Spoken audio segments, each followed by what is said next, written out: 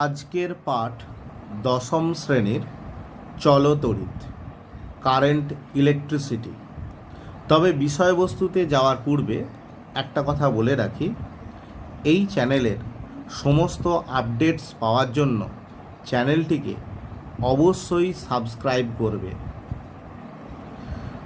চলতড়িৎ অধ্যায়টি থেকে গ্রুপ এ অর্থাৎ এমসিকিউ প্রশ্নে দুটি প্রশ্ন থাকে, মোট 2 নম্বরের।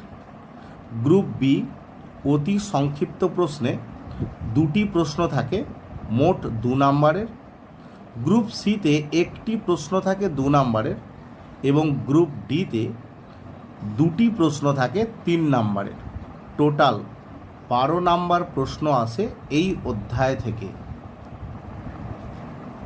প্রথমেই আসছি তড়িৎ আধান প্রসঙ্গে। তোমরা প্রত্যেকেই পরমাণুর গঠন, যার কেন্দ্রে থাকে প্রোটন এবং নিউট্রন একসাথে, যার মধ্যে প্রোটন হচ্ছে পজিটিভ তড়িৎগ্রস্ত, নিউট্রনের মধ্যে কোনো তড়িৎ থাকে না। আর এই নিউক্লিয়াসকে কেন্দ্র করে বিভিন্ন কক্ষপথে ইলেকট্রন আবর্তন করে। একটা পরমাণুর মধ্যে যতটা ধনাত্মক আধান থাকে, বাইরের কক্ষপথে ঠিক ততটাই ঋণাত্মক আধান থাকে। সেই কারণের জন্য পরমাণু নিস্তড়িত হয়। কিন্তু কোনো কারণে একটা পদার্থকে অন্য পদার্থ দিয়ে ঘষলে তখন একটা পদার্থ থেকে ইলেকট্রন বেরিয়ে অন্য পদার্থে প্রবেশ করে। ফলে একটা পদার্থের মধ্যে ইলেকট্রনের আধিক্য ঘটে, আর একটা পদার্থে ইলেকট্রনের ঘাটতি ঘটে। যে পদার্থের মধ্যে ইলেকট্রনের আধিক্য ঘটে সেই পদার্থটা ঋণাত্মক তড়িৎগ্রস্ত আধানে পরিণত হয় বা নেগেটিভ আধানে পরিণত হয়। আর যার মধ্য থেকে ইলেকট্রন বেরিয়ে যায় সেটি ধনাত্মক তড়িৎগ্রস্ত আধানে পরিণত হয়। যেমন কাঁচকে যদি আমরা রেশম দিয়ে ঘষি তাহলে কাঁচের মধ্যে ধনাত্মক তড়িৎ আবিষ্ট হয় এবং রেশমের মধ্যে ঋণাত্মক তড়িৎ আবিষ্ট হয়। অর্থাৎ কাঁচ থেকে ইলেকট্রন বেরিয়ে রেশমের মধ্যে প্রবেশ করবে। কে ধনাত্মক কে ঋণাত্মক হবে তার জন্য একটা স্থির তড়িৎ শ্রেণী তৈরি করা হয়েছে। এই স্থির তড়িৎ শ্রেণীতে দুটো পদার্থ আমরা নিলাম। যে পদার্থটি আগে অবস্থিত সেই পদার্থটিতে ধনাত্মক তড়িৎ আবিষ্ট হবে এবং পরের পদার্থটিতে ঋণাত্মক তড়িৎ আবিষ্ট হবে। যেমন ধরো রেশম দিয়ে যদি আমরা এবোনাইটকে ঘর্ষণ করি, আগে রেশম আছে পরে এবোনাইট আছে, তাহলে রেশমে হবে ধনাত্মক তড়িৎ, এবোনাইটে হবে ঋণাত্মক তড়িৎ। তড়িৎ আধান একটি স্কেলার রাশি। সিজিএস পদ্ধতিতে এর একক ইএসইউ বা ইলেকট্রোস্ট্যাটিক ইউনিট বা বলা হয় স্ট্যাট কুলম্ব। এসআইতে এর একক হচ্ছে কুলম্ব। 1 coulomb equal 3 × 10⁹ ESU. তড়িৎ আধান সমান তড়িৎ প্রবাহ মাত্রা ইন্টু সময়, তাই এর মাত্রা হবে I × T। একটি ইলেকট্রনের আধানের মান 1.6 × 10⁻⁻19 কুলম্ব, অবশ্যই ঋণাত্মক। মনে রাখবে এটাই বিশ্বে সর্বকনিষ্ঠ আধানের মান, অর্থাৎ এর থেকে কম আধান আর হয় না। সব থেকে কম আধানের মান হল 1.6 × 10⁻⁻19 কুলম্ব। যে কোনো আধান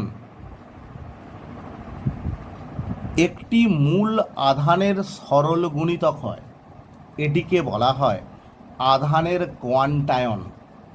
যে মূল আধানটার কথা বললাম সেই মূল আধানটার মান হলো 1.6 × 10⁻⁻19 কুলম্ব।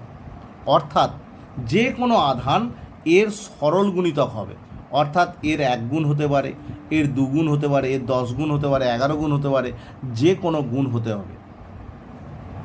অর্থাৎ যে কোনো আধান একটি ইলেকট্রনের আধানের সরল গুণিতক হয়।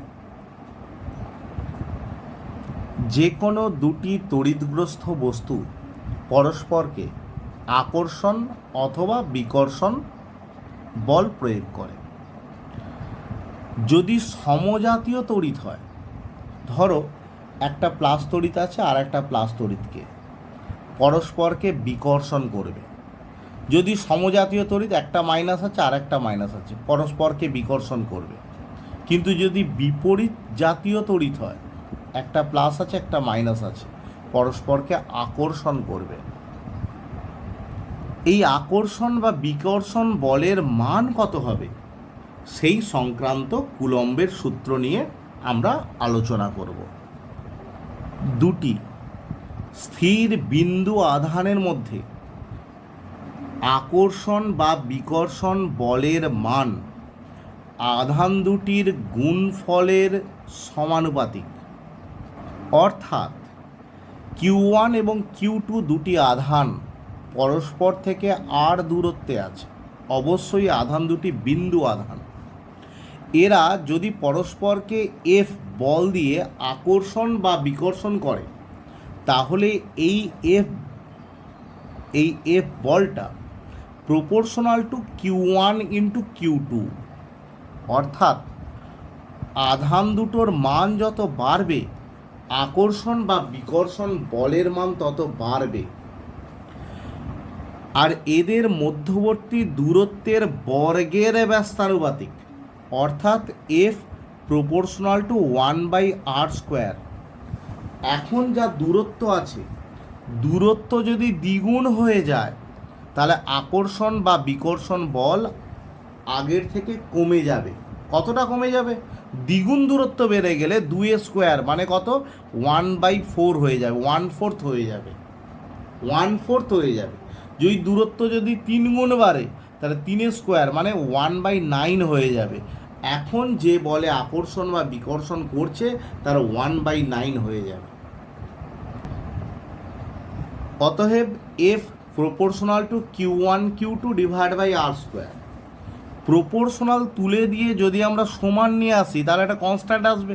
আমি ধরলাম K' হলো একটা constant, K' into Q1 Q2 /r²। এটাকে বলছি আমরা সমানুপাতিক ধ্রুবক। তবে এই সমানুপাতিক ধ্রুবকের মান পারিপার্শ্বিক মাধ্যম এবং কোন পদ্ধতিতে আমরা বের করছি, CGS না SI, তার উপর নির্ভর করে। যদি আমরা SI পদ্ধতিতে যাই, তাহলে এই K' মান হবে 1/4πε0, যেখানে 1/4πε0 হলো একটা কনস্ট্যান্ট, এটাকে বলা হয় ε0। এটা হলো শূন্য বা বায়ু মাধ্যমের তড়িৎভেদ্যতা।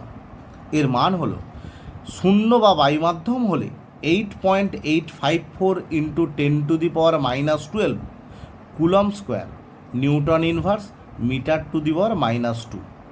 আর যদি আমরা টোটাল 1/4πε0 মান বের করতে চাই, এই মানটা যদি আমরা 4π দিয়ে ε0কে গুণ করে দিই, তাহলে এর মানটা বেরোবে 9 into 10⁹ newton m² coulomb to the power -2। খেয়াল করে দেখো, ε0 যা মাত্রা ছিল 1/4πε0 মাত্রা, ঠিক তার উল্টো। এটাকে আমরা যেহেতু ε0টা এখানে নিচে আছে, 1/4πε0 ক্ষেত্রে একই একক আছে, শুধু এককটা উল্টে গেছে, ইনভার্স হয়ে গেছে।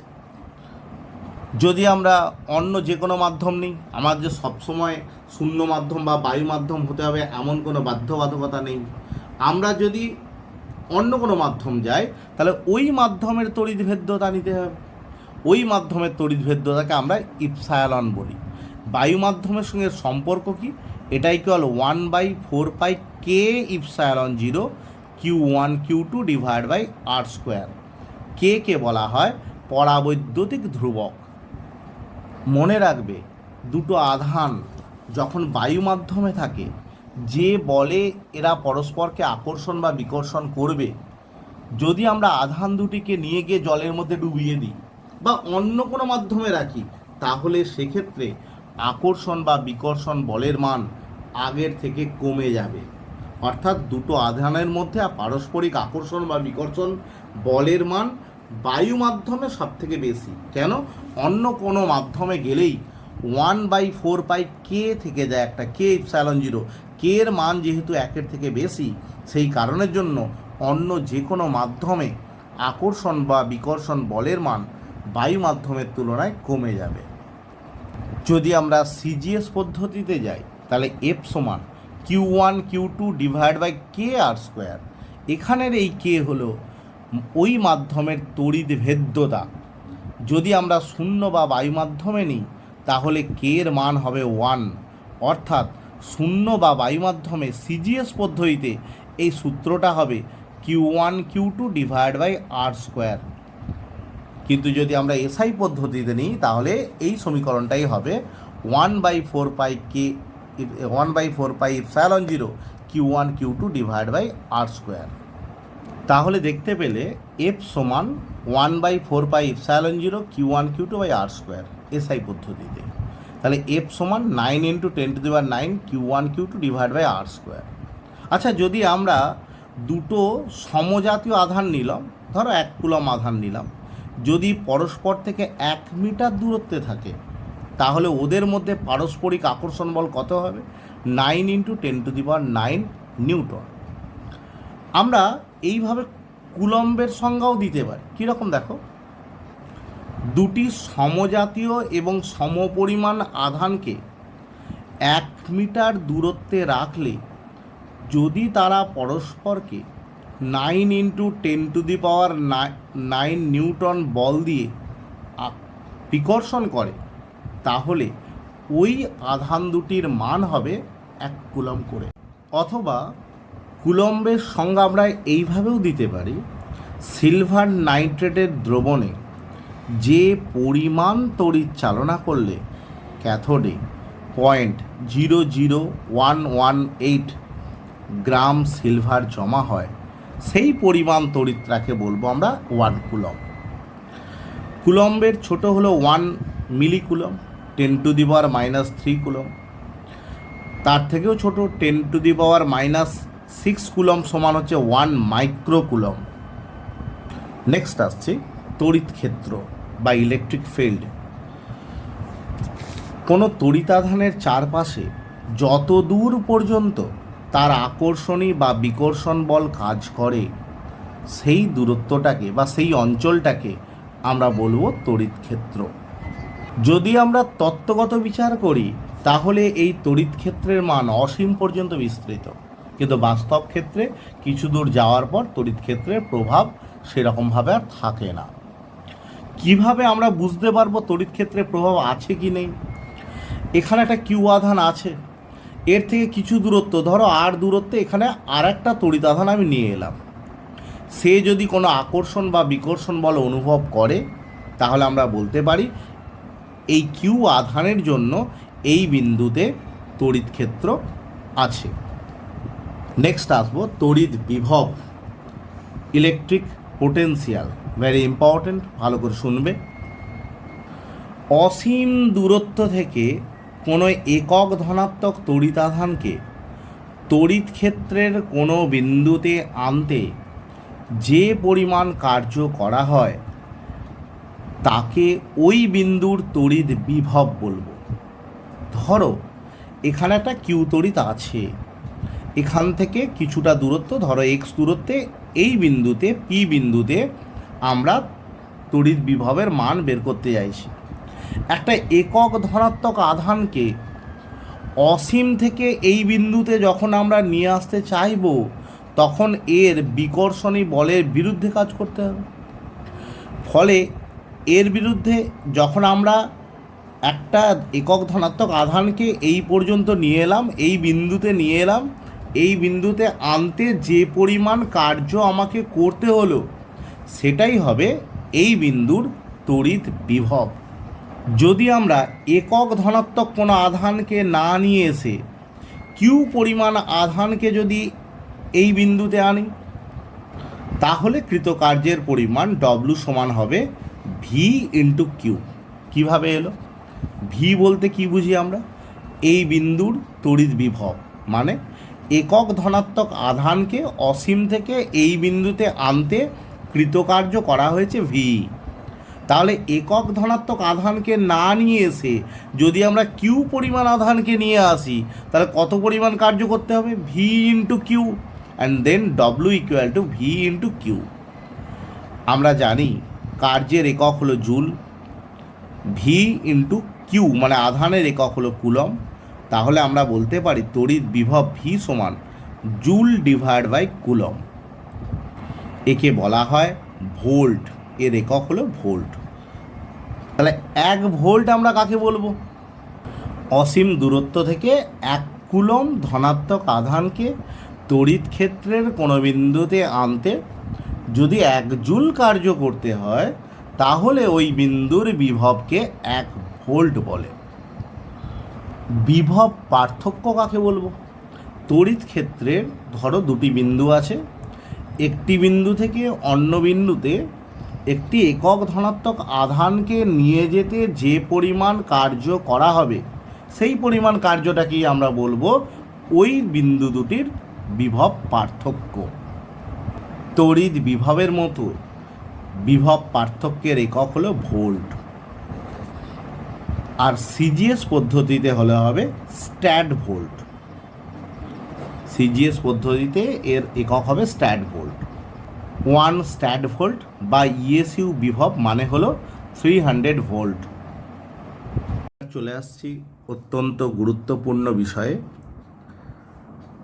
তড়িৎচালক বল বা ইলেকট্রোমোটিভ ফোর্স এবং বিভব পার্থক্য, পোটেনশিয়াল ডিফারেন্স নিয়ে আলোচনা করব। প্রথমে আমরা একটু তড়িৎ কোষ সম্পর্কে জানব। তোমরা প্রত্যেকেই ব্যাটারি দেখেছো, এটা এক ধরনের তড়িৎ কোষ। ব্যাটারির মধ্যে কি থাকে? কিছু রাসায়নিক পদার্থ যেটা রাসায়নিক শক্তি উৎপন্ন করে, সেই রাসায়নিক শক্তিটা তড়িৎ শক্তিতে রূপান্তরিত হয়। সেই তড়িৎ শক্তিকে আমরা বিভিন্ন কাজে ব্যবহার করি, কোথাও শব্দ তৈরি করতে, কোথাও আলো উৎপন্ন করতে বা অন্যান্য কাজে। যে ব্যবস্থার মাধ্যমে রাসায়নিক শক্তিকে তড়িৎ শক্তিতে রূপান্তরিত করা যায় এবং স্থায়ী তড়িৎ প্রবাহ সৃষ্টি করা যায়, তাকেই বলবো কি আমরা তড়িৎ কোষ। তড়িৎ কোষ হলো এমন একটা ব্যবস্থা যেখানে রাসায়নিক শক্তিটা তড়িৎ শক্তিতে রূপান্তরিত হয়। প্রথমেই আমরা একটু সরল ভোল্টীয় কোষ সম্পর্কে আলোচনা করব। একটা কাঁচের পাত্রের মধ্যে লঘু সালফিউরিক অ্যাসিডের দ্রবণ নেওয়া হয়, তার মধ্যে দুটো ভিন্ন ধাতব পাত, একটা কপার একটা জিঙ্কের পাতকে ডুবিয়ে দেওয়া হয়। এমনিতে কপার এবং জিঙ্কের পাত উভয়ই নিস্তড়িৎ, কারোর মধ্যে কোনো তড়িৎ নেই। যখন জিঙ্কের পাত অ্যাসিডের সংস্পর্শে আসে, তখন জিঙ্কের পাত থেকে Zn++ আয়ন রূপে দ্রবণে চলে আসে। ছিল জিঙ্ক, দ্রবণে এলো Zn++। একটা জিঙ্কের প্লাস আয়ন পরিণত হবে কি করে? যখন সে ইলেকট্রন ত্যাগ করবে। তার মানে এখানে যতগুলো Zn+ দ্রবণে আসবে, তারা প্রত্যেকেই আসার সময় দুটো করে ইলেকট্রন জিঙ্কের পাতকে দিয়ে আসবে। অর্থাৎ দ্রবণে যত Zn++ আসবে, তত বেশি ঋণাত্মক আধান জিঙ্কের পাতটি পাবে এবং জিঙ্কের পাতের মধ্যে ইলেকট্রনের আধিক্য হওয়ায় এটি নেগেটিভ তড়িৎগ্রস্ত হয়ে উঠবে। এবার দ্রবণে Zn++ এলো, তারা কি করবে? Zn++-এর সামনে আছে H+ আয়ন, কারণ লঘু সালফিউরিক অ্যাসিড নিয়েছি, সেটি ভেঙে গিয়ে H+ আয়ন এবং SO4- আয়ন উৎপন্ন করেছে। Zn++ আয়নগুলো H+ আয়নকে তাড়া করবে। তার ফলে এই H+ আয়নগুলো কপার পাতের কাছে চলে আসবে এবং এক একটা H+ আয়ন কপার পাত থেকে একটা করে ইলেকট্রন নিয়ে H পরমাণুতে পরিণত হবে এবং দুটো H পরমাণু পরস্পর যুক্ত হয়ে H2 গ্যাসে পরিণত হবে এবং দ্রবণের বাইরে চলে যাবে। তাহলে এখানে H+ আয়নকে ইলেকট্রন দান করবে কে? কপার। তার মানে কপারের মধ্যে ইলেকট্রনের ঘাটতি হবে। তাহলে কপারের মধ্যে ইলেকট্রনের ঘাটতি হয়, এ আস্তে আস্তে পজিটিভ তড়িৎগ্রস্ত হয়ে উঠবে। তাহলে এই দ্রবণের মধ্যে কপার আয়নটা পজিটিভ তড়িৎগ্রস্ত হবে এবং জিঙ্কের পাত নেগেটিভ তড়িৎগ্রস্ত হবে, এবং দুজনের তড়িতাহিত অবস্থার একটা পার্থক্য দেখা যাবে। সিইউটা উচ্চ বিভব পাবে, জেডএনটা নিম্ন বিভব পাবে। এই কোষটাকে বলা হয় মুক্ত বর্তনী। কেন? এটাকে আমরা বাইরের কোনো বর্তনীতে আমরা যোগ করিনি। এই মুক্ত বর্তনীতে কপারের পাত এবং জিঙ্কের পাত অর্থাৎ দুটি তড়িতাহিত পাতের মধ্যে বা তড়িৎ কোষের দুটি পাতের মধ্যে বিভবের যে পার্থক্য হবে, এই পার্থক্যটাকে বলা হবে কি তড়িৎ চালক বল বা ইলেকট্রোমোটিভ ফোর্স। তাহলে যখন এটা কোনো তার দিয়ে যুক্ত করা নেই, তখন এর দুজনের মধ্যে বিভবের যে পার্থক্য হবে, সেই বিভব পার্থক্যটাকে বলবো কি আমরা তড়িৎ চালক বল। তাহলে দেখলাম তড়িৎ কোষ যদি মুক্ত বর্তনীতে থাকে, মানে তাকে যদি কোনো বাইরের বর্তনীর সঙ্গে যুক্ত করা না হয়, ধরো এমনি তড়িৎ কোষ একটা ব্যাটারি খোলা অবস্থায় আছে, কোনো কিছুর সঙ্গে সংযোগ করা হয়নি, তখন মুক্ত বর্তনীতে তড়িৎ কোষের দুটি মেরুর মধ্যে যে বিভব পার্থক্য থাকে, সেই তাকে বলবো কি আমরা তড়িৎ চালক বল। মানে এখানে এই যে তড়িৎ কোষটা আছে, এখন বাইরের কোনো বর্তনীর সঙ্গে যোগ করা হয়নি, আমরা কোনো কিছুর সঙ্গে এটাকে সংযোগ করিনি, এখন এই দুটো তড়িৎদ্বারের মধ্যে এই বিভবের যে পার্থক্য, এটাকে আমরা বলবো তড়িৎ চালক বল। অথবা তড়িৎ চালকের সংজ্ঞা আমরা এভাবেও দিতে পারি, বা এটাকেও আমরা তড়িৎ চালক বল বলতে পারি। মুক্ত বর্তনীতে কোনো তড়িৎ কোষের ভিতরে, এই যে মুক্ত বর্তনীতে যখন আছে তড়িৎ কোষের ভেতরে, এটা হচ্ছে নিম্ন বিভবের পাত আর এটা হলো উচ্চ বিভবের পাত। নিম্ন বিভব থেকে উচ্চ বিভব পর্যন্ত তড়িৎ কোষের ভেতর দিয়ে একটা একক ধনাত্মক আধানকে নিয়ে যেতে যে পরিমাণ কার্য করা হবে, তাকেই বলবো ওই কোষের তড়িৎ চালক বল। তার মানে এই তড়িৎ কোষটা যখন বাইরের কোনো বর্তনীর সঙ্গে যুক্ত থাকবে না, তখন এই তড়িৎ কোষের ভেতরে নিম্ন বিভব পাত থেকে উচ্চ বিভব পাতের দিকে একক ধনাত্মক একটা আধানকে নিয়ে যেতে যে পরিমাণ কার্য করা হবে, তাকেই আমরা বলবো কি তড়িৎ চালক বল।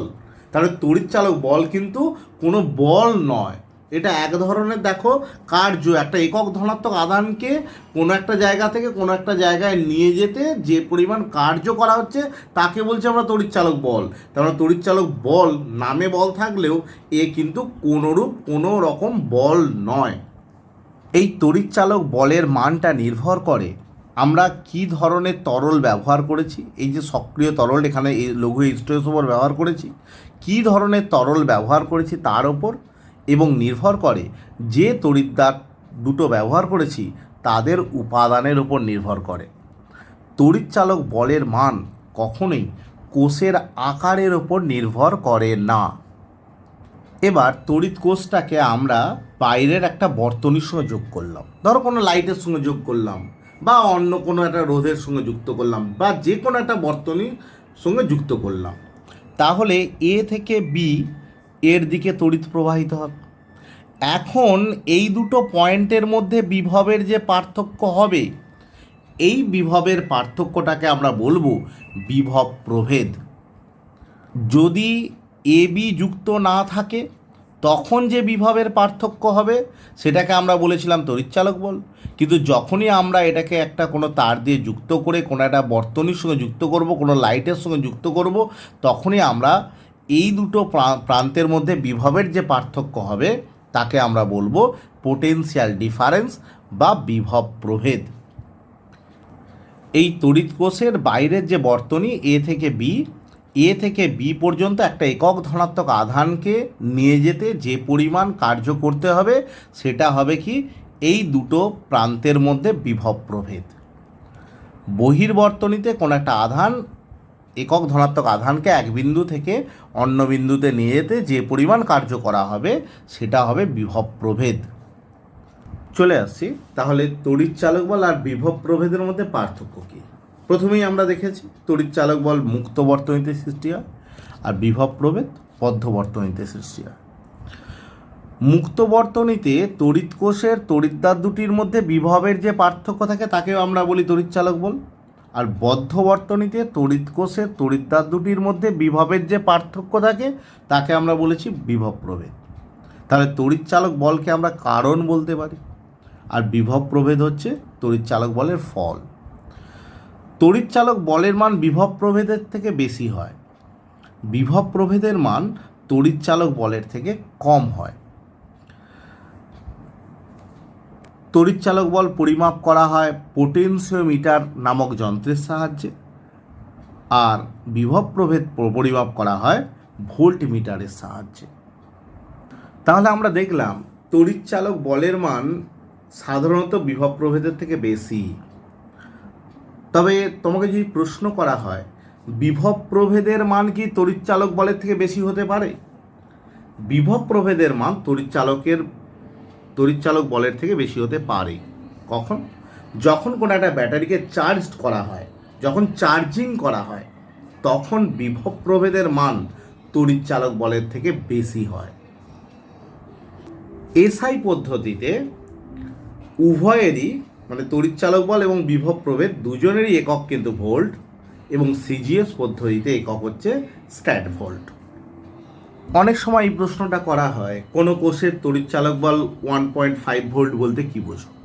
দেখো, কোনো কোষের তড়িৎ চালক বল 1.5 ভোল্ট বলতে বোঝায়, বলছে ওই কোষটাকে যখন একটা পূর্ণ বর্তনীতে রাখা হবে 1 কুলম্ব তড়িতাধানকে সম্পূর্ণ আবর্তন করাতে 1.5 জুল কার্য করতে হবে।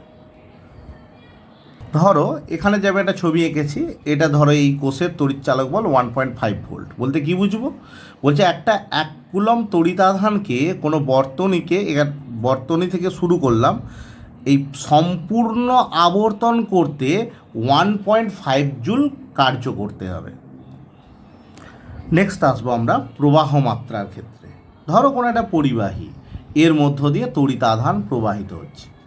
বলছে কোনো পরিবাহীর যে কোনো প্রস্থচ্ছেদ, মানে যে কোনো একটা প্রস্থচ্ছেদ নাও, যে কোনো একটা প্রস্থচ্ছেদ নাও, কোনো একটা প্রস্থচ্ছেদের মধ্য দিয়ে প্রতি সেকেন্ডে যে পরিমাণ তড়িতাধান প্রবাহিত হবে তাকেই বলবো ওই পরিবাহীতে প্রবাহ মাত্রা। ধরো এখানে একটা পরিবাহী নিয়েছি, এর একটা প্রস্থচ্ছেদ, আমি এই প্রস্থচ্ছেদটা নিলাম, এই প্রস্থচ্ছেদের মধ্য দিয়ে টি সময়ে কিউ পরিমাণ আধান প্রবাহিত হলো, তাহলে আমরা বলতে পারি প্রবাহ মাত্রা আই সমান কিউ ডিভাইড বাই টি। প্রবাহ মাত্রার একক হলো অ্যাম্পিয়ার, অবশ্যই এসআই একক। যদি আমরা সিজিএসে যাই তাহলে আমরা বলবো স্ট্যাট অ্যাম্পিয়ার, অথবা আমরা এটাও বলতে পারি ইএসইউ প্রবাহ। যে কোনো এসআই ইউনিটের আগে স্ট্যাট লাগিয়ে দিলেই কিন্তু দেখছো এখানে সিজিএস ইউনিট হয়ে যাচ্ছে। অথবা ইএসইউ বিভব আমরা বলতে পারি বিভব প্রভেদের ক্ষেত্রে, ইএসইউ প্রবাহ বলতে পারি আমরা প্রবাহ মাত্রার ক্ষেত্রে, ইএসইউ আধান বলতে পারি আমরা আধানের ক্ষেত্রে।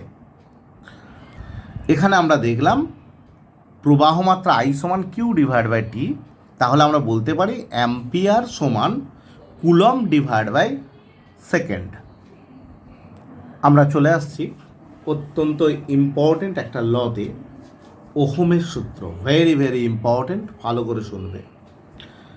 দেখো তোমরা দেখলে যদি দুটো জায়গার মধ্যে বিভবের পার্থক্য থাকে তাহলেই কিন্তু একটা জায়গা থেকে অন্য জায়গায় তড়িৎ প্রবাহিত হয়, আদারওয়াইজ কিন্তু তড়িৎ কখনো প্রবাহিত হতে পারে না। যদি বিভবের পার্থক্য না থাকে তাহলে তড়িৎ প্রবাহিত হয় না। এবার বিভবের পার্থক্য থাকলে কতটা পরিমাণ তড়িৎ প্রবাহিত হবে সেই সংক্রান্ত ওহমের সূত্র। আমি ধরলাম কোনো একটা পরিবাহী এবি, যার এ প্রান্তের বিভব ভিএ আর বি প্রান্তের বিভব ভিবি। বলছে এ বিন্দুর বিভব যদি বি বিন্দুর থেকে বেশি হয়, অর্থাৎ ভিএ যদি উচ্চ বিভবে থাকে, তাহলে এ থেকে বি এর দিকে তড়িৎ প্রবাহিত হবে। কতটা পরিমাণ তড়িৎ প্রবাহিত হবে বিজ্ঞানী ওহম বললেন এই পরিবাহীটার উষ্ণতা, উপাদান বা অন্যান্য ভৌত অবস্থা অপরিবর্তিত থাকলে, কেন বললাম এটা? কারণ এরাও যদি পরিবর্তিত হয়, কার জন্য কতটা তড়িৎ পরিবর্তিত হচ্ছে, তড়িৎ প্রবাহ মাত্রার পরিবর্তন হচ্ছে, সেটা আমরা বুঝতে পারবো না। সেই কারণের জন্য এই সমস্ত প্যারামিটারগুলোকে স্থির অবস্থায় নেওয়া হয়। উষ্ণতা, উপাদান ও অন্যান্য ভৌত অবস্থা অপরিবর্তিত থাকলে কোনো পরিবাহীর মধ্য দিয়ে প্রবাহ মাত্রা তার দুই প্রান্তের বিভব পার্থক্যের সমানুপাতিক। অর্থাৎ ধরো এবি তারটার মধ্য দিয়ে তড়িৎ প্রবাহিত হচ্ছে, এই দুই প্রান্তের বিভব পার্থক্য যত বেশি হবে তত বেশি তড়িৎ প্রবাহিত হবে। বিভব বেশি দরকার নেই, বিভবের পার্থক্যটা বেশি হলেই কিন্তু তড়িৎ বেশি করে প্রবাহিত হবে। তার মানে এখানে VA minus VB proportional to I. এই দু প্রান্তের বিভবের পার্থক্য যত বাড়বে প্রবাহ মাত্রা তত বাড়বে। তাহলে ভিএ মাইনাস ভিবি এটাকে বিয়োগ করলে তো একটা বিভবেরই মান পাওয়া যাবে, ওটার সমান আমরা যদি ভি ধরি তাহলে ভি সমান কত হবে? আই ইন্টু আর। আর কেন এলো? যখনই আমরা প্রপোর্শনাল তুলে দেব, সমান করব, তখন একটা সমানুপাতিক ধ্রুবক আসে। এখানে হচ্ছে কি, এই ধ্রুবকটাকে আমরা বলছি পরিবাহীর রোধ। তাহলে পরিবাহীর রোধ আর সমান ভি ডিভাইড বাই আই। এখানে অ্যাকচুয়ালি ভি মানে কি? ভি হলো ভিএ মাইনাস ভিবি, অর্থাৎ দুই প্রান্তের বিভবের পার্থক্য। তাহলে আমরা বলতে পারি ওহমের সূত্র থেকে পরিবাহীর রোধ বলতে বোঝায় কোনো পরিবাহীর দুই প্রান্তের বিভবের পার্থক্য এবং প্রবাহ মাত্রার অনুপাতকেই আমরা বলবো ওই পরিবাহীর রোধ। ধরো এ প্রান্তের বিভব হচ্ছে 10 ভোল্ট আর বি প্রান্তের বিভব হচ্ছে 2 ভোল্ট, তাহলে এর মধ্য দিয়ে তড়িৎ প্রবাহিত হচ্ছে। এখন এ প্রান্তের বিভব হয়ে গেল 100 ভোল্ট, অনেক বেশি বেড়েছে। বি প্রান্তের বিভব হলো 95 ভোল্ট, আরও অনেক বেশি বেড়েছে। কিন্তু প্রবাহ মাত্রা আগের থেকে বেড়ে যাবে না কমে যাবে? এখানে কিন্তু প্রবাহ মাত্রা আগের থেকে কমে যাবে। কেন কমে যাবে? এখন আগে ছিল বিভবের পার্থক্য ছিল 8 ভোল্ট, কিন্তু এখন বিভবের পার্থক্য হয়ে গেছে কিন্তু 5 ভোল্ট। যেহেতু বিভবের পার্থক্য কমে গেছে তাই প্রবাহ মাত্রা আগের থেকে কমে যাবে। এবার আসছি পরিবাহীর রোধ প্রসঙ্গে। কোনো পদার্থের মধ্য দিয়ে তড়িৎ প্রবাহিত হলে পদার্থ ওই প্রবাহকে যেতে বাধা দেয়। পরিবাহীর এই ধর্মকে বলা হয় পরিবাহীর রোধ। তাহলে যে সমস্ত পদার্থের রোধ বেশি তাদের মধ্য দিয়ে তড়িৎ প্রবাহিত হওয়ার সময় বাধা বেশি পায়। তড়িতের সুপরিবাহী হওয়ার জন্য সেই পদার্থের রোধ কম হওয়া আবশ্যিক। রোধের এসআই একক হলো ওহম। আমরা জানি রোধ আর সমান ভি ডিভাইড বাই আই। কোনো পরিবাহীর দুই প্রান্তের বিভব পতন 1 ভোল্ট হলে যদি ওর মধ্য দিয়ে 1 অ্যাম্পেয়ার তড়িৎ প্রবাহিত হয় তাহলে আমরা বলতে পারি ওই পরিবাহীর রোধ 1 ওহম। যেসব পরিবাহী ওহমের সূত্র মেনে চলে তাদের আমরা ওহমীয় পরিবাহী বলি। যদি আমরা বিভব পতনের সঙ্গে প্রবাহ মাত্রার লেখচিত্র অঙ্কন করি তাহলে মূল বিন্দুগামী সরলরেখা হয় এবং এই সরলরেখার যে কোনো অবস্থানে সরলরেখার নতি মানে এসি ডিভাইড বাই বিসি সবসময় পরিবাহীর রোধের সঙ্গে সমান হয়। আর যে সমস্ত পরিবাহী তড়িৎ পরিবহনের ক্ষেত্রে ওহমের সূত্র মেনে চলে না তাদের আমরা অওহমীয় পরিবাহী বলি, যেমন জার্মেনিয়াম, সিলিকন ইত্যাদি। আমরা চলে আসছি অত্যন্ত গুরুত্বপূর্ণ বিষয়ে। আমরা আলোচনা করব এখন কোনো পরিবাহীর রোধ কোন কোন বিষয়ের ওপর নির্ভর করে। পরিবাহীর রোধ প্রধানত 4টি বিষয়ের ওপর নির্ভর করে।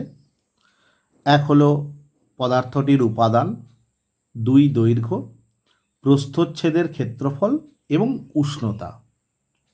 প্রথমে আসছি উপাদান প্রসঙ্গে।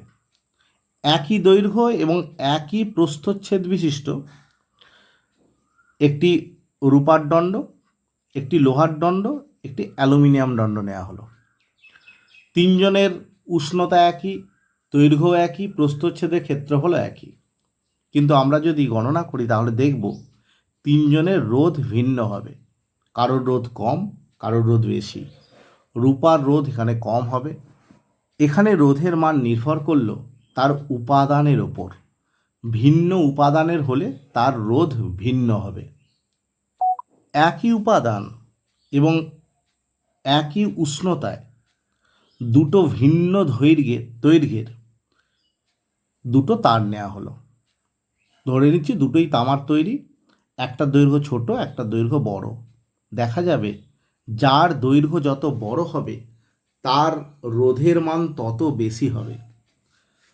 গণনার মাধ্যমে দেখা গেছে রোধ, পরিবাহী রোধ তার দৈর্ঘ্যের সঙ্গে সমানুপাতিক যখন উপাদান, প্রস্থচ্ছেদের ক্ষেত্রফল এবং উষ্ণতা স্থির থাকবে।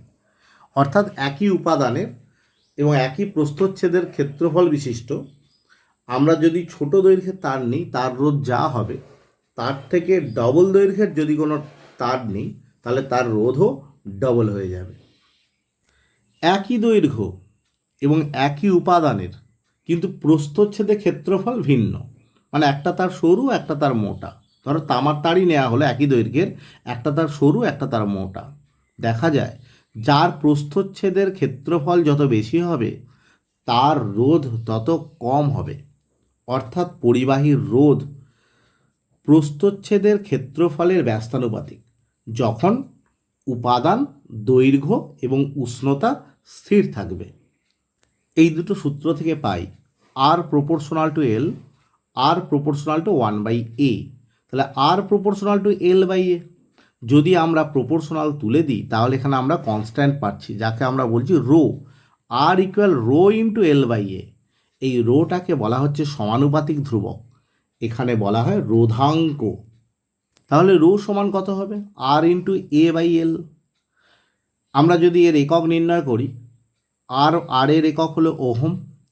এটাকে যদি আমরা সিজিএসে নিই তাহলে এটা centimetre square divide by centimetre.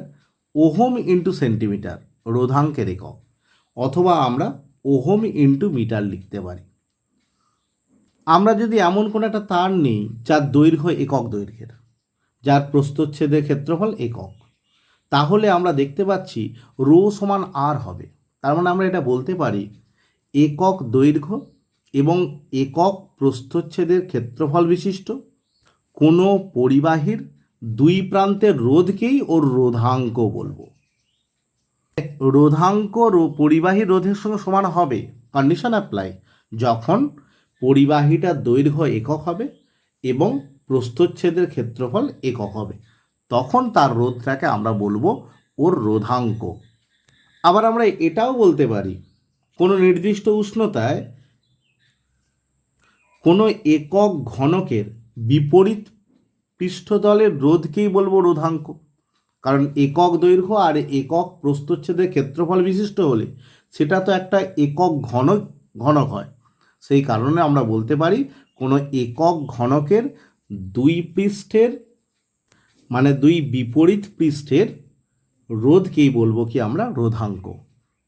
যেমন অনেক সময় প্রশ্ন করা হয় 20 ডিগ্রি সেন্টিগ্রেড উষ্ণতায় তামার রোধাঙ্ক 1.78 ইন্টু 10⁻⁻6 ওহম সেন্টিমিটার বলতে কী বোঝো? আমরা এর অর্থটাকে বলবো 20 ডিগ্রি সেন্টিগ্রেড উষ্ণতায় 1 সেন্টিমিটার বাহু বিশিষ্ট একটি তামার ঘনকের দুটি বিপরীত পৃষ্ঠের মধ্যবর্তী রোধ 1.78 ইন্টু 10⁻⁻6 ওহম। এরপর আমরা আসবো পরিবাহিতাঙ্কে, কন্ডাক্ট্যান্স।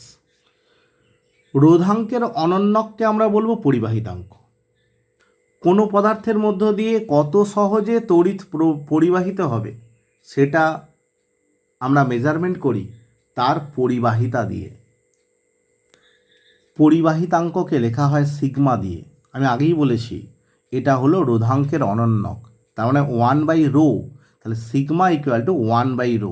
তাই এর এককটা হবে 1/ওহম সেন্টিমিটার। 1/ওহমকে লেখা হয় মো, উল্টো দিক থেকে মো, চিহ্নটাও ঠিক উল্টো দিকে লেখা হয়। ওহমের চিহ্ন যেমন দেখো, মোটাকে ঠিক তার উল্টো দিকে লেখা হয়েছে, মো পার সেন্টিমিটার অথবা মো পার মিটার। যেসব পদার্থের মধ্য দিয়ে সহজে তড়িৎ চলাচল করতে পারে তাদের আমরা তড়িৎ পরিবাহী বলি, যেমন রূপো, তামা, সোনা। অধাতুর মধ্যেও আছে গ্রাফাইট। আর যেসব পদার্থের মধ্য দিয়ে তড়িৎ সহজে চলাচল করতে পারে না তাদের আমরা অন্তরক পদার্থ বলি, যেমন কাঠ, রবার, কাঁচ, এবনাইট এগুলো। কারণ এদের মধ্যে কোনো মুক্ত ইলেকট্রন থাকে না, তাই এরা ভালো তড়িৎ পরিবহন করতে পারে না। উষ্ণতা বৃদ্ধি করলে ধাতব পরিবাহীর রোধের মান বেড়ে যায়। একই উপাদান রাখলাম, একই প্রস্থচ্ছেদের ক্ষেত্রফল, যদি আমরা কোনো পরিবাহীর উষ্ণতা বৃদ্ধি করি তাহলে তার রোধের মান বেড়ে যাবে। কিন্তু ধরো অর্ধ পরিবাহী আছে, যেমন জার্মেনিয়াম, সিলিকন বা তড়িৎ বিশ্লেষ্য পদার্থের ক্ষেত্রেও যদি আমরা উষ্ণতা বৃদ্ধি করি তাহলে তার রোধের মান কমে যায়। তাহলে পরিবাহীর রোধের মান প্রধানত 4টি বিষয়ের উপর নির্ভর করে। 1 নম্বর উপাদান, 2 নম্বর দৈর্ঘ্য। দৈর্ঘ্য বৃদ্ধি পেলে পরিবাহীর রোধ বৃদ্ধি পায়। প্রস্থচ্ছেদের ক্ষেত্রফল, প্রস্থচ্ছেদের ক্ষেত্রফল বৃদ্ধি পেলে পরিবাহীর রোধ কমে যায়। এবং উষ্ণতা, উষ্ণতা বৃদ্ধি পেলে পরিবাহীর রোধ বেড়ে যায়। এছাড়াও কতগুলি স্পেশাল কেস আছে, এগুলো একটু মনে রাখবে। যেমন সেলেনিয়াম ধাতু বলে একটা ধাতু আছে, তার ওপর আলো পড়লে রোধ কমে যায়। এটা কিন্তু সবার ক্ষেত্রে নয়, শুধুমাত্র সেলেনিয়াম ধাতুর ক্ষেত্রে। আলোর তীব্রতা যত বাড়তে থাকবে রোধও তত কমতে থাকবে। বিসমাথ বলে একটা ধাতু আছে, যাকে আমরা চৌম্বক ক্ষেত্রে রাখলে তার রোধ বেড়ে যাবে। চৌম্বক ক্ষেত্রের প্রাবল্য যত বাড়তে থাকবে, অর্থাৎ চৌম্বক ক্ষেত্র যত শক্তিশালী হবে রোধ তত বাড়তে থাকবে। তোমরা কাঠ কয়লা জানো, এর সাধারণত রোধ খুব বেশি হয়, কিন্তু এর উপর যদি চাপ দেওয়া হয় তাহলে এর রোধ অনেক কমে যায়। কেন কমে যায়? কারণ কাঠ কয়লার ফাঁকে ফাঁকে প্রচুর বায়ুর বুদবুদ থাকে। বায়ু হচ্ছে অন্তরক পদার্থ, তাই কাঠকয়লার রোধ খুব বেশি হয়। কিন্তু কাঠকয়লার ওপর যখনই আমরা চাপ প্রয়োগ করব তখন বায়ুর বুদবুদগুলো বেরিয়ে যায়। তখন কাঠকয়লার যে কার্বনের যে কণাগুলো আছে সেগুলো কাছাকাছি চলে আসে, ফলে কি হয়, ওর রোধটা অনেক কমে যায়। এই যে 3টে ধাতুর কথা বললাম, 2টো ধাতু সেলেনিয়াম এবং বিসমাথ, এছাড়াও কাঠকয়লার কথা বললাম, এইগুলো কিন্তু সবার ক্ষেত্রে প্রযোজ্য নয়, এইগুলো হচ্ছে বিশেষ ক্ষেত্র। পরিবাহীর উষ্ণতা বৃদ্ধি করলে তার রোধ যেমন বেড়ে যায়, আবার উষ্ণতা যদি কমাই তাহলে তার রোধ কমে যায়। একটা নির্দিষ্ট উষ্ণতার নিচে নিয়ে গেলে রোধ প্রায় শূন্য হয়ে যায়, একে আমরা অতি পরিবাহী বলি। আর যে উষ্ণতার নিচে গেলে রোধটা প্রায় শূন্য হয়ে যায়, ওই নির্দিষ্ট উষ্ণতাকে বলা হয় কি, সংকট উষ্ণতা। এই জায়গাটা ভালো করে বুঝবে, এটা আগেও করানো হয়েছে, সেই তারপর থেকে আসছি। কোষের তড়িৎচালক বল এবং কোষের অভ্যন্তরীণ রোধ সম্পর্কে আমরা জানব। অলরেডি আমরা কোষের তড়িৎচালক বল কি জিনিসটা আমরা জেনে গেছি। ধরো এখানে আমরা একটা তড়িৎ কোষ এঁকেছি, এটাকে যদি বাইরের বর্তনীতে আমরা যোগ না করি তখন এখন এই দুটো প্রান্তের মধ্যে যে বিভবের পার্থক্য থাকবে তাকে বলবো আমরা তড়িৎচালক বল। আমি ধরলাম এই কোষটার তড়িৎচালক বল হলো ই, কিন্তু যখনই আমরা বর্তনীর সঙ্গে যুক্ত করব তখনই এই উচ্চ বিভব প্রান্ত থেকে নিম্ন বিভব প্রান্তের দিকে তড়িৎ প্রবাহিত হবে, এবং তড়িৎরা এই প্লাস থেকে যেমন মাইনাসের দিকে প্রবাহিত হবে, আবার তড়িৎ কোষের ভেতরে নিম্ন বিভব থেকে উচ্চ বিভবের দিকে তড়িৎ প্রবাহিত হবে। আমরা যদি বর্তনী চিত্রে আঁকি জিনিসটা এইরকম দাঁড়ায়। এই যে একটা তড়িৎ কোষ, তড়িৎ কোষের সিম্বল এটাকে আমরা বাইরের বর্তনীর সঙ্গে যুক্ত করেছি, আর এর ভেতরে যে তোমার মেটেরিয়ালটা আছে সেটা কোষের অভ্যন্তরীণ তরল এর ভেতরে আছে।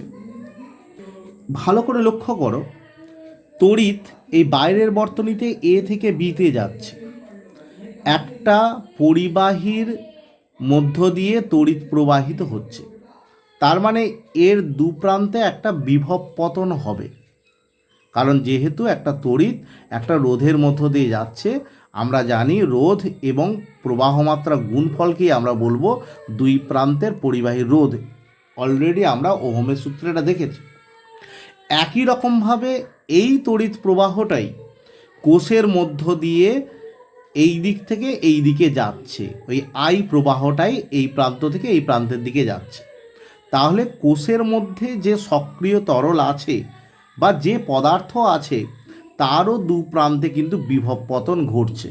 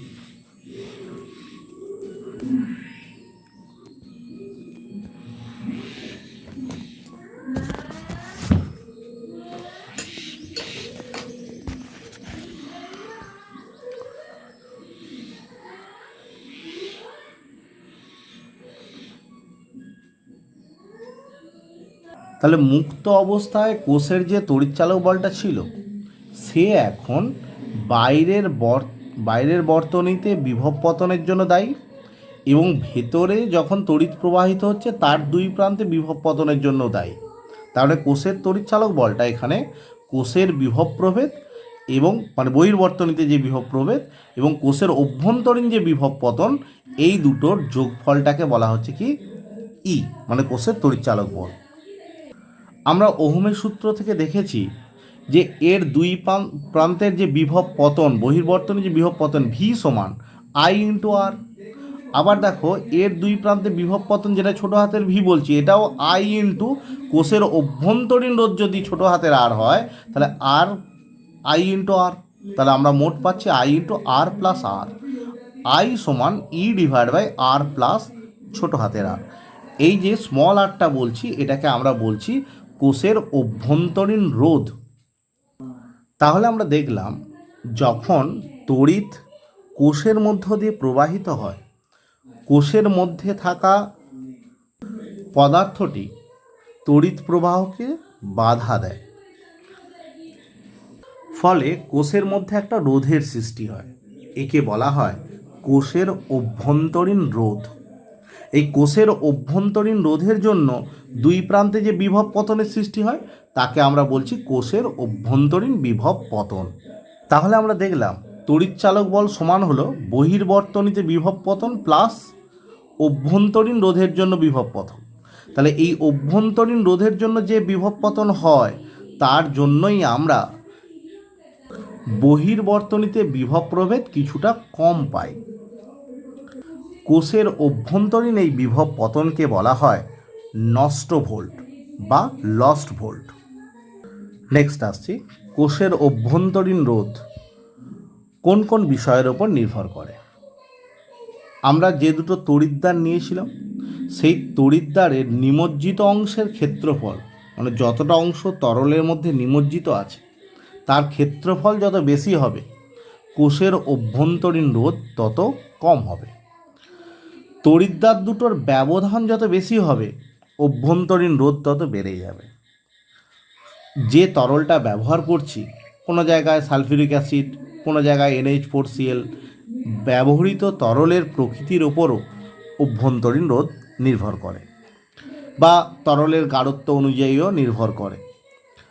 তরলের উষ্ণতা যত বেশি হবে অভ্যন্তরীণ রোধ তত কমে যাবে। তার মানে আমরা দেখলাম কোনো কোষের অভ্যন্তরীণ রোধ প্রধানত 4টি বিষয়ের উপর নির্ভর করে। 1 নম্বর, তড়িৎদ্বার দুটির নিমজ্জিত অংশের ক্ষেত্রফল। 2 নম্বর, তড়িৎদ্বার দুটোর ব্যবধান। 3 নম্বর, সক্রিয় তরলের প্রকৃতি। এবং 4 নম্বর, সক্রিয় তরলের উষ্ণতা।